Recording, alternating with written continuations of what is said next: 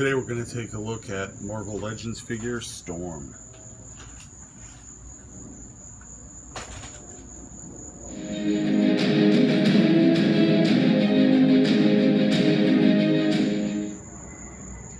So I picked up Storm from GameStop, and every time I see the word X-Men I can't help but think of the cartoon music from the opening.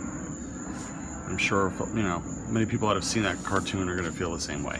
So as far as the package, we have a picture of the figure, we have her little bio, the Build-A-Figure, the figures that make up the Build-A-Figure. And actually, I wouldn't mind getting every one of these. You can always have another Wolverine. I don't have a Magneto. And the rest of them too. So we have the nice bit of artwork. And this one you can actually almost see the entire figure, which is nice. So for me personally, being born in the 70s, so I think like my childhood basically consisted of, say, mid-70s to mid-80s. I was really very lucky, I feel. I got to see a lot of the great 70s figures, New York Toys R Us, and then I got to see, when I was 12, 13, I got to see just the absolutely great cartoons that came out in the 80s, Transformers, Masters of the Universe, G.I. Joe, and then into the 90s, when I had stopped collecting figures, is when you had Batman, Superman, X-Men, Spider-Man. Then in my late 20s, I got back into collecting toys, and was alright with the fact that I liked that. It wasn't that stigma anymore for me that, hey, you're all grown up, you shouldn't be collecting action figures.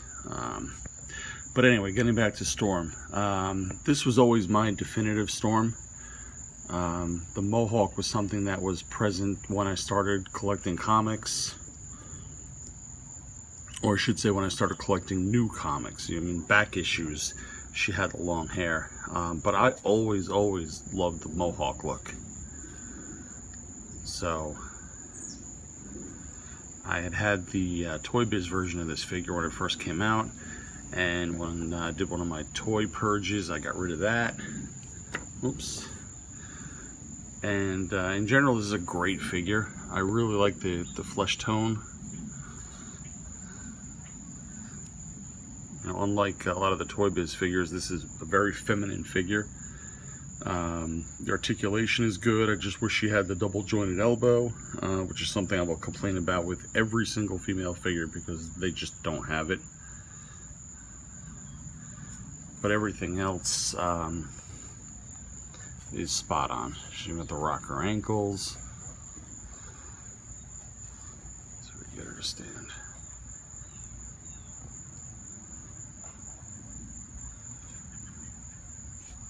There we go. Yeah, I really like it. Really, absolutely like this figure. I think Hasbro, that is, did a great job with it. And I don't have any nitpicks or critiques about it. I think if you collect X-Men, she goes right in, and great figure. She also comes with the little Storm, no pun intended, effects you can put on her wrists. So that's neat. I guess too, if you're a fan of hot glue, you can make your own effects, and that's actually kind of fun to do. No, she doesn't want to stand. I just said your articulation was good.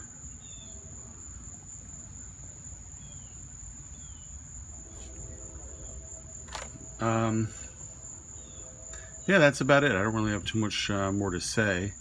I may do a quick group shot with the X-Men figures I have, which isn't that many, because as mentioned before, I had purged a lot of them the last time I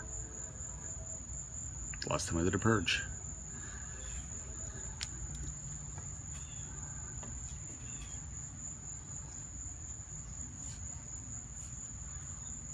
So yeah, absolutely worth picking up.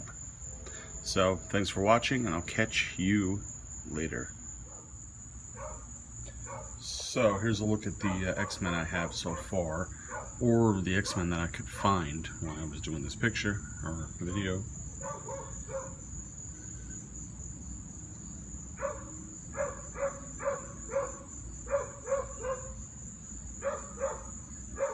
Of course, I used the Marvel Select version of Colossus because I wanted one that was colossal. I just think the Marvel Legends one is a bit too small for my taste.